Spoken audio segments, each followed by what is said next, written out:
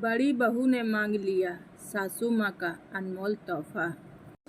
सुरेश जी नौकरी से रिटायर हो चुके थे। अपनी पत्नी के साथ हंसी खुशी से जिंदगी गुजार रहे थे।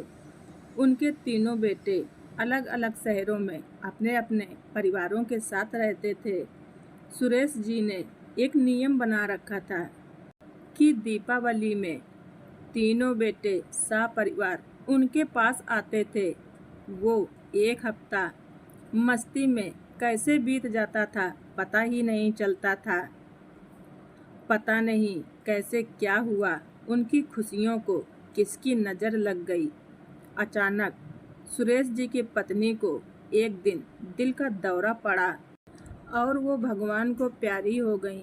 एक ही झटके में सुरेश जी की सारी खुशियाँ बिखर गईं। तीनों बेटे माँ की खबर सुनते ही दौड़े चले आए। माँ का अंतिम संस्कार किया गया। अंतिम संस्कार के बाद सभी लोग शाम को एक जगह इकट्ठा होकर बैठे थे। तभी बड़ी बहू ने बात उठाई, बाबूजी, अब आप यहाँ अकेले कैसे रहेंगे? आप हमारे साथ चलिए। नहीं बहू, अभी हमें यहीं रहने दो। यहाँ मुझे अपनापन लगता है। बच्चों की गृहस्थी में कहते कहते वो चुप से हो गए। बड़ा पोता कुछ बोलने ही वाला था कि सुरेश जी ने हाथ के इशारे से उसे चुप करा दिया और बोले, बच्चों, अब तुम लोगों की माँ हम सबको छोड़कर जा चुकी हैं। उनकी कुछ चीज़ें हैं, वो तुम लोग आपस में बांट लो। मैं अब उन चीज़ों का क्या करूँगा? कहते हुए अलमारी से कुछ सामान निकाल कर लाए। मखमल के कपड़े में लिपटा हुआ एक सुंदर सा चांदी का डिजाइनर बक्सा था। एक बहुत ही सुंदर सोने की पट्टे वाली पुरानी घड़ी थी। सभी लोग इतनी खूबसूरत चीज़ों को देखते ही रह गए।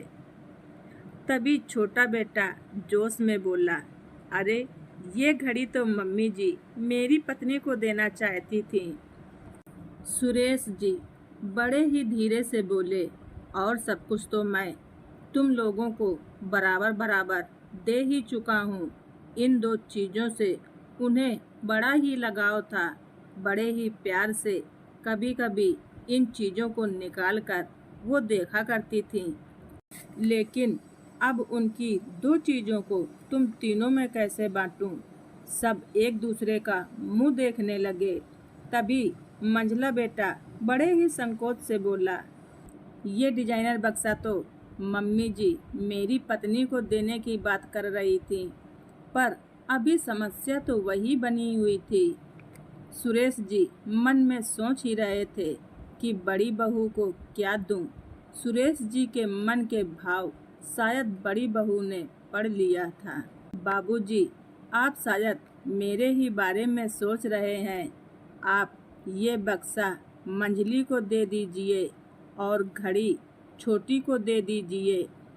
माँ जी भी तो यही चाहती थी, पर बड़ी बहू तुझे क्या दूं?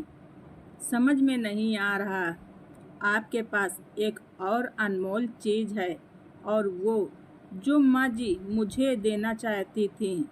जैसे ही ये शब्द बड़ी बहू ने बोले तो सभी के मुंह हैरानी से खुले के खुले ही रह गए। दोनों बहुएं तो सन्न पड़ गईं। अब कौन सा पिटारा खुलेगा? सबकी हैरानी और परेशानी को दूर करते हुए बड़ी बहू मुस्कुरा कर बोली, वो सबसे अनमोल चीज़ आप स्वयं हैं बाबूजी।